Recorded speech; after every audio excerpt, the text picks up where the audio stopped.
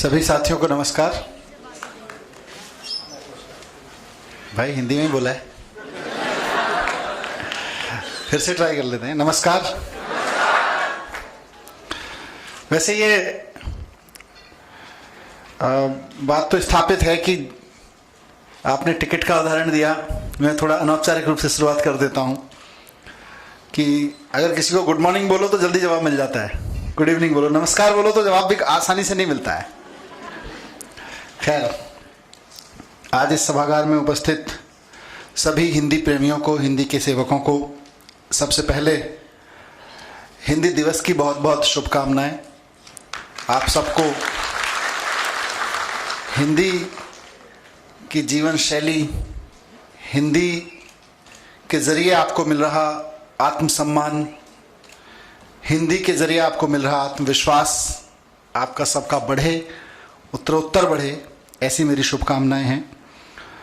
मैं मंच पर आसीन आदरणीय मैनेजर पांडे जी और मैत्री पुष्पा जी को और हमारे साथी जीतराम भट्ट जी अकेडमी में अधिकारी और बहुत साहित्य से विशेष नाता रखते हैं, आप सबका बहुत बहुत शुक्रिया अदा करता हूं कि इस महत्वपूर्ण विषय पर मेरे आग्रह पर आपने ये विचार गोष्ठी का आयोजन किया और इसमें आने के लिए विशेष रूप से मैनेजर पांडे जी का।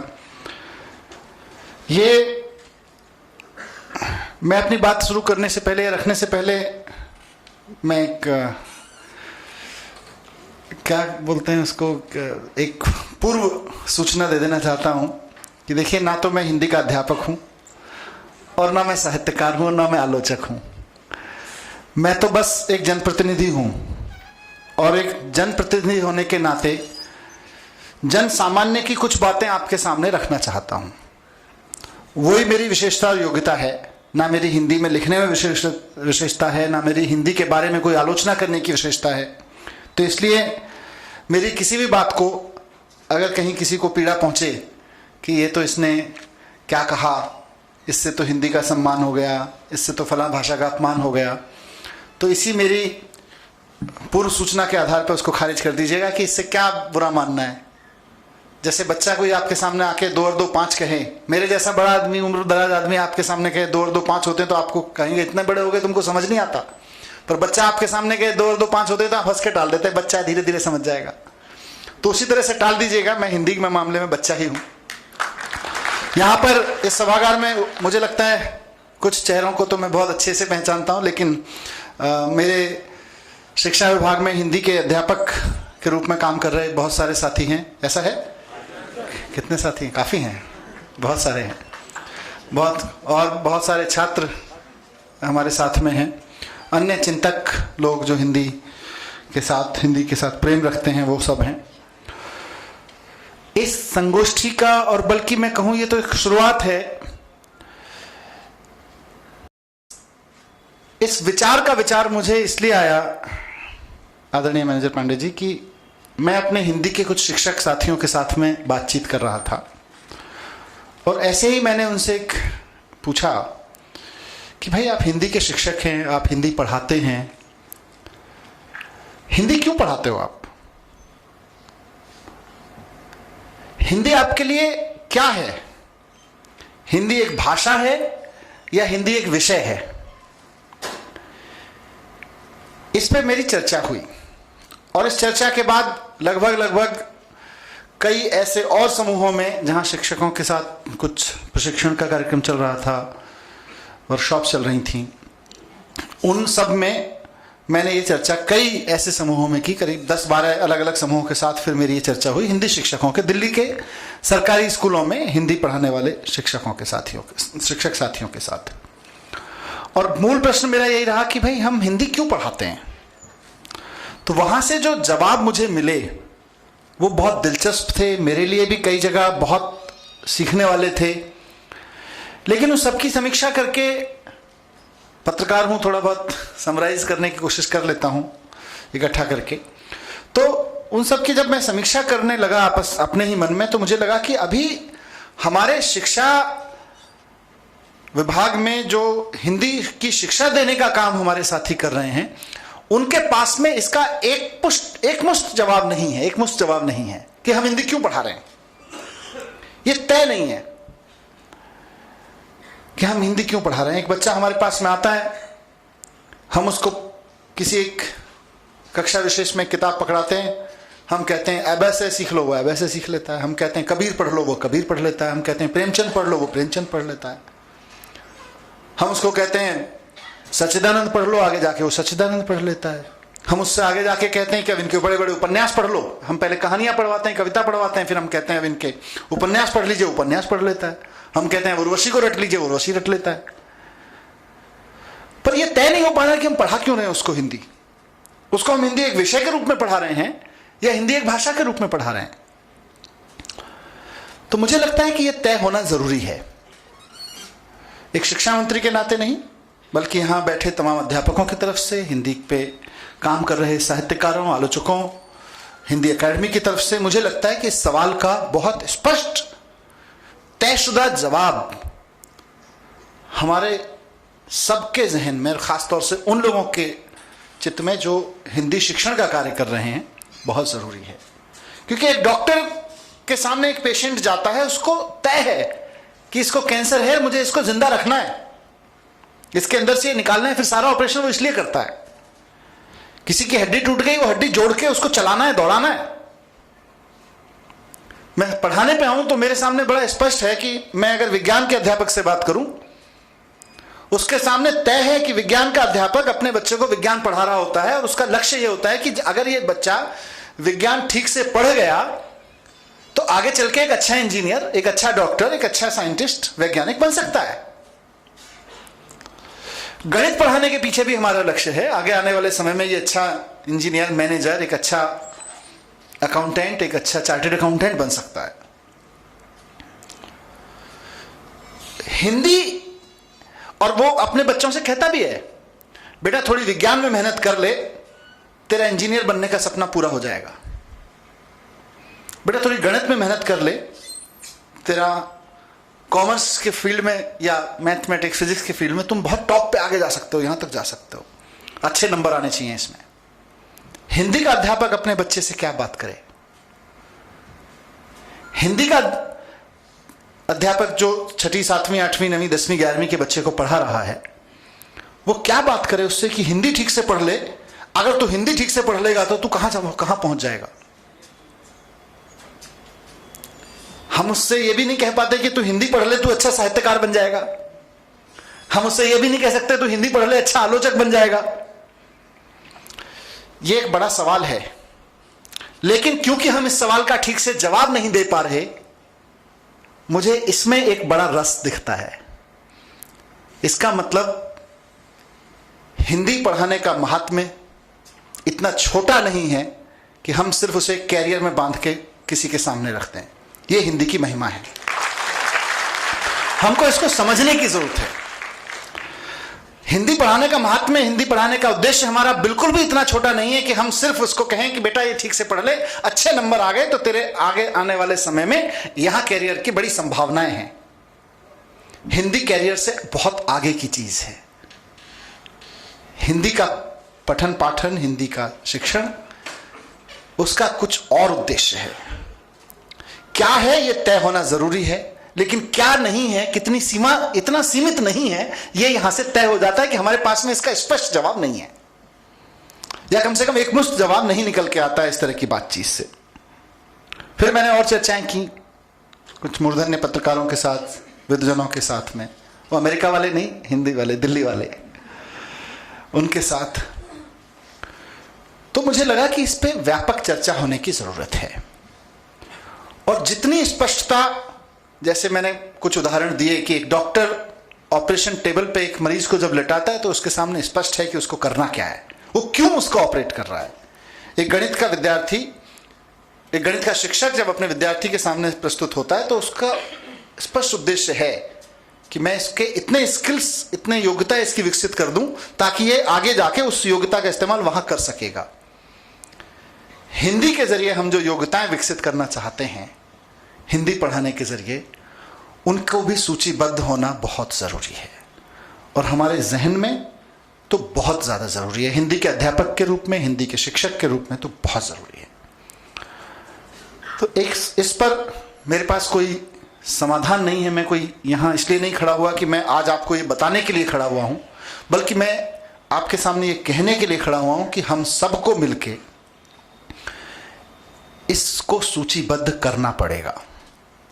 जब हम इसको, जितना हम इसको सूचीबद्ध करते चले जाएंगे, उतना हमारा हिंदी पखवाड़ा मनाना सफल नहीं होता जाएगा, जरूरत कम पड़ती चली जाएगी। वरना हिंदी को हिंदी पखवाड़े की जरूरत पड़ती है। हिंदुस्तान में हिंदी को हिंदी दिवस की जरूरत पड़ती है। अंग्रेजी दिवस तो नहीं मनाते हम कभी, नहीं, जबकि दुनिया में कहीं नहीं मनाते। ये एक विडंबना है, विडंबना नहीं है तो शायद एक सूचना है हम सबके लिए कि हम जब वहां तय कर लेंगे तो शायद हमको यहां फिर जरूरत नहीं पड़ेगी। आपने कुछ जिक्र किया था, मुझे याद आया जब आपसे जिक्र रहा था, करीब 2 महीने पहले, 3 महीने पहले मैं अपनी ही छात्रों को पढ़ाई जाने वाली पुस्तकें देख रहा था। उसमें उसके कुछ फोटोग्राफ्स फिर मैंने लिए थे, उसमें से कुछ पन्नों के, और हम कैसी हिंदी पढ़ा रहे हैं। उसमें हम कह रहे हैं, पृथ्वी के आंतरिक भाग को बताते हुए, एक प्याज की तरह पृथ्वी भी एक के ऊपर एक संकेंद्री परतों से बनी है। अब ये संकेंद्री, अगर कौन सी कक्षा है जी, मुझे लगता है 7वीं कक्षा का भूगोल का पाठ है ये। अब हिंदी सामान्यतः, हिंदी में हम सरकारी स्कूलों में ही पढ़ा रहे हैं। मुझे नहीं लगता कि हम प्राइवेट स्कूल में भूगोल की किताब हिंदी में पढ़ा रहे होंगे, बहुत कम जगह पढ़ा रहे होंगे, पढ़ा भी रहे होंगे। आप सब अध्यापक लोग हैं, हिंदी के अध्यापक लोग हैं। आप जानते हैं कि जब आप बच्चे को हिंदी पढ़ा रहे हैं तब भी उसको इन शब्दों को पकड़ने में कितनी कठिनाई होगी। हम सोच रहे हैं कि भूगोल का अध्यापक उसको यह समझा पाएगा हिंदी के इन शब्दों का इस्तेमाल करके। एक प्याज की तरह पृथ्वी भी एक के ऊपर एक संकेंद्री परतों से बनी है। सबसे ऊपरी परत को परपटी कहते हैं। यह महाद्वीपीय संहति में 35 किलोमीटर दूर तक स्थित है, संहति में। तो ऐसे कई सारे मैंने शब्द देखे। वो कहता है कि आपने ट्रांसलेशन का जिक्र किया, उन्होंने यह भी देखा कि एक कोष्ठ अथवा दूसरे कोष्ठ एक दूसरे से दीवार अथवा विभाजन पट्टी द्वारा जुड़े हुए हैं। तो ये सब हमारे सजीवों की जीवित कोशिकाओं को संवर्धित सूक्ष्मदर्शी की खोज के बाद, अब संवर्धित सूक्ष्मदर्शी क्या है बच्चे को समझा दो, अगर समझ में आ जाए तो। माने इसलिए मैं ये रख रहा हूं कि हम हिंदी के साथ कर क्या रहे हैं, और फिर हम हिंदी पढ़ाना चाह रहे हैं बच्चों को कि हिंदी पढ़ा रहे हैं, फिर कहते हैं हिंदी और पढ़ो।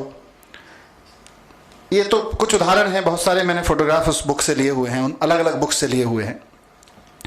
पर सवाल इसलिए जरूरी है, और मैं अपना थोड़ा सा विचार जो मैं आरोपित नहीं करना चाहता हूं, इस पे विचार हो, ये सब लोग मिलके दिल्ली का शिक्षा विभाग ये तय करे कि हम सब मिलके दिल्ली के 16 लाख बच्चों को सरकारी स्कूलों में और 10 लाख बच्चों को प्राइवेट स्कूलों में, और बल्कि कुल मिला के प्राइमरी और सब लगाते तो 40 लाख बच्चों को अगर हम हिंदी पढ़ा रहे हैं तो क्यों पढ़ा रहे हैं,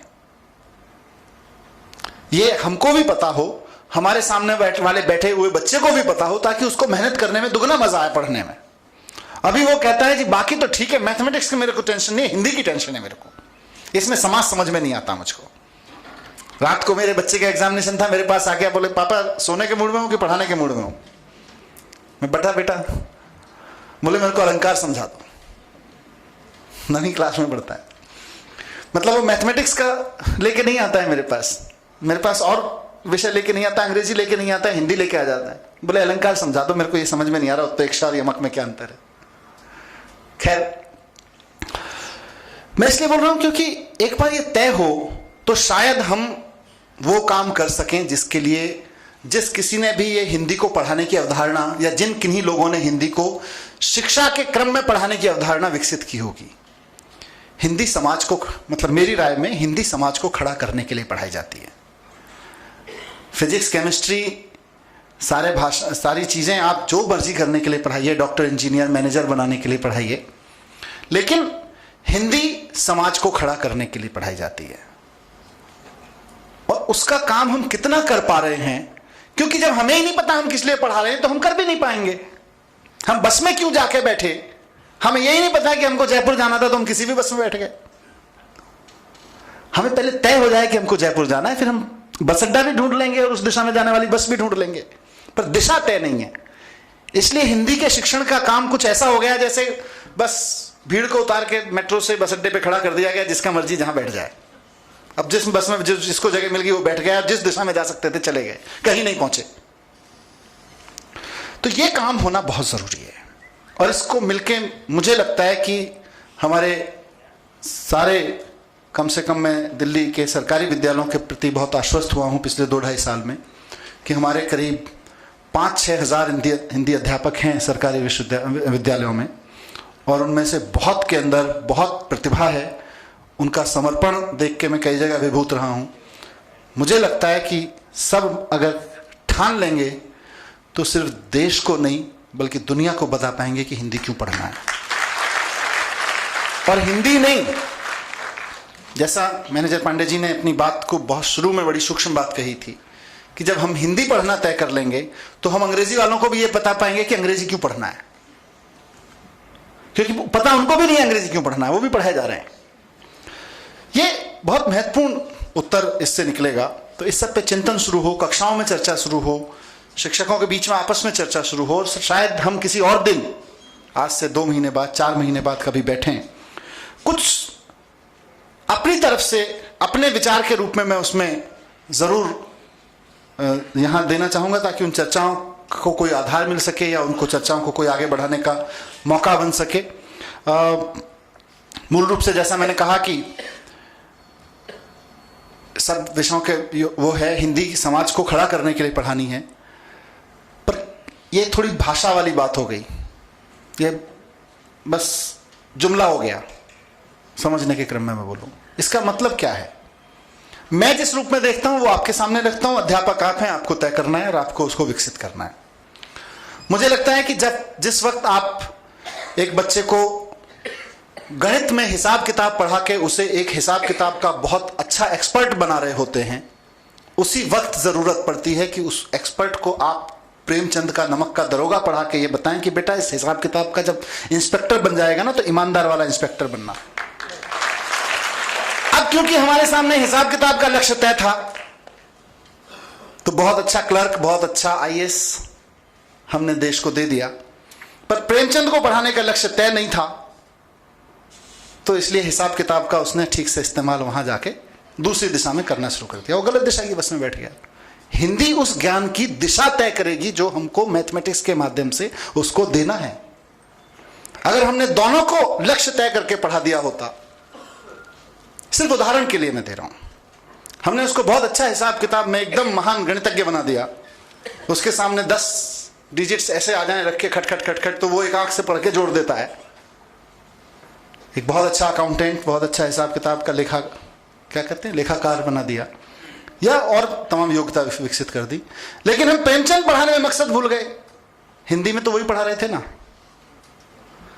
हमने उसको इतिहास में मुगल और राजपूतों के इतिहास में बताया कैसे आपस में लड़ते थे, कैसे खतरनाक होते थे, कैसे मर्डर तक हो जाते थे। पर साथ में कबीर जब हमने पढ़ाया तो हम लक्ष्य भूल गए, तो कबीर पढ़ाने में गलती हो गई। अब उसने मुगल में पढ़ा, जिसको मुगल अच्छे लगे उसने मुगलों की शैली अपना ली, मारना काटना तो हमारा धर्म है, हम तो मुगल हैं। जिन्होंने राजपूत थे उन्होंने राजपूतों से सीख लिया, भैया राजपूत तो मारने काटने के लिए बने थे, हम तो वही हैं। क्योंकि उस वक्त जब उस बच्चे को मुगल और राजपूत, बात मुगल और राजपूत की नहीं है, बात यह है कि हम युद्ध और इतिहास और इन सब चीजों को पढ़ा रहे थे, उसी वक्त साथ साथ हम उसको कबीर भी पढ़ा रहे थे कि ताचड़ मुल्ला बांगदे से लेके तातेवा चाकी भली। तो उसका अंदर का जो फंडामेंटलिज्म था उसको विलोपित करने का काम भी हमको साथ साथ करना था, उसमें हम चूक गए क्योंकि लक्ष्य तय नहीं था कबीर पढ़ाने का। और वही बात है, मैं आज बड़ी बात कहना चाहता हूं साथियों, आप बहुत मेहनत करते हैं बच्चों को पढ़ाने पे, लेकिन मुझे आश्चर्य होता है कि हम और आप और हमसे पहली पीढ़ी के भी कितने ही लोग कबीर पढ़ गए और कितने कबीर पढ़ा रहे हैं, लेकिन एक आदमी के जीवन में कबीर नहीं उतार पाए हम, एक आदमी के जीवन में। क्योंकि लक्ष्य तय नहीं कर पाए थे। किसी के अंदर योग संयोग से उतर गया, वो अलग बात है। किसी के अंदर कोई घटना विघटना घट गई हो पढ़ते हुए या समझते हुए या बातचीत में, तो अलग बात है। क्योंकि जब हम अपने योग से करेंगे, शिक्षा के योग से होगा, तो क्लास में बैठे हुए 40 के 40 बच्चों के साथ होगा। वहां योग संयोग नहीं चलेगा। फिर वहां तो फिर 40 बच्चे अगर समाज ने हमको दिए हैं कि कबीर पढ़ाओ, तो फिर हम कबीर पढ़ा के हर बच्चे के अंदर कबीर उतारना हमारी जिम्मेदारी है। क्योंकि लक्ष्य तय नहीं था, हम नहीं कर पाए। ऐसी ही बहुत सारी चीजें हैं। हम एक सिविल इंजीनियर को कहते हैं कि भाई पहाड़ काटो, सड़क बनाओ, पर साथ साथ उसी को हम सुमित्रानंदन पंथ भी पढ़ाते हैं, साथ साथ कि इस प्रकृति के सौंदर्य को पहचानो, ताकि इसको आप तोड़ दो, ब्लास्ट कर करके खत्म ना कर दो। दोनों जरूरी हैं, पर पहले वाले का लक्ष्य तय है। पहले फिजिक्स पढ़ाते हैं, फिर सिविल इंजीनियरिंग पढ़ाते हैं, उसके बाद ब्लास्ट माइनिंग ब्लास्ट समझा देते हैं और वो कर देता है जाके। दूसरे वाले का लक्ष्य तय नहीं था, इसलिए सारे पहाड़ नंगे कर दिए सबने। तो उसके अंदर का जो जीवन का लोच था, उसके अंदर का जीवन का, मैं अंग्रेजी से शब्द लेके कहूं, उसके जीवन में जो कर्व आना था, अपने कामकाज में, अपनी इंजीनियरिंग में, अपने AK-47 बनाने में, अपने बारूद की फैक्ट्री चलाने में, वो निकल गया, वो नहीं आ पाया। वो साहित्य से आना था, वो हिंदी से आना था, वो कविता से आना था, वो कहानियों से, उपन्यासों से आना था, वो आलोचनाओं से आना था, वो लेख और समीक्षाओं को पढ़ के आना था। वो नहीं आया क्योंकि वहां हमने लक्ष्य तय नहीं किया।